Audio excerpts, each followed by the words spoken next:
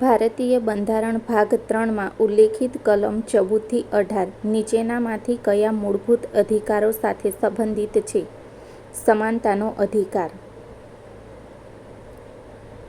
ભારતીય બંધારણ ભાગ 3માં ઉલ્લેખિત કલમ 19 થી 22 નીચેનામાંથી કયા મૂળભૂત અધિકારો સાથે સંબંધિત છે?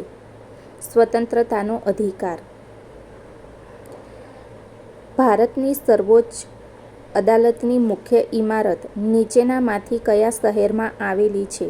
નવી દિલ્હી. ભારતીય બંધારણ કાયદા પહેલા સમાનતા નીચેનામાંથી કઈ કલમમાં સમાવિષ્ટ છે? કલમ 14. ભારતીય બંધારણની કલમ 74(1) મુજબ ભારતના રાષ્ટ્રપતિને મદદ કરવા અને સલાહ આપવા માટે ખાલી જગ્યાની અધ્યક્ષતામાં મંત્રીમંડળ હશે, જે તેમના કાર્યની કવાયતમાં આવી સલાહ અનુસાર કાર્ય કરશે. વડાપ્રધાન.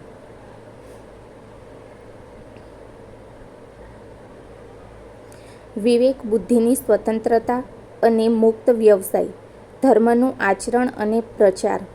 ભારતીય બંધારણની નીચેનામાંથી કઈ કલમનો અહીં ઉલ્લેખ કરવામાં આવ્યો છે? કલમ 25. નીચેનામાંથી કયા બંધારણીય સુધારા અધિનિયમ દ્વારા ભારતીય બંધારણનો ભાગ 4A ઉમેરવામાં આવ્યો છે? 42મો બંધારણીય સુધારો અધિનિયમ 1976.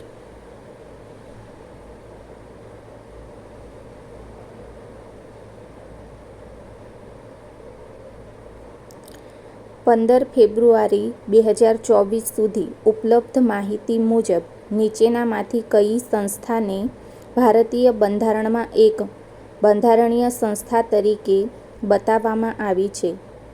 કોમ્પ્ટ્રોલર and auditor general of India.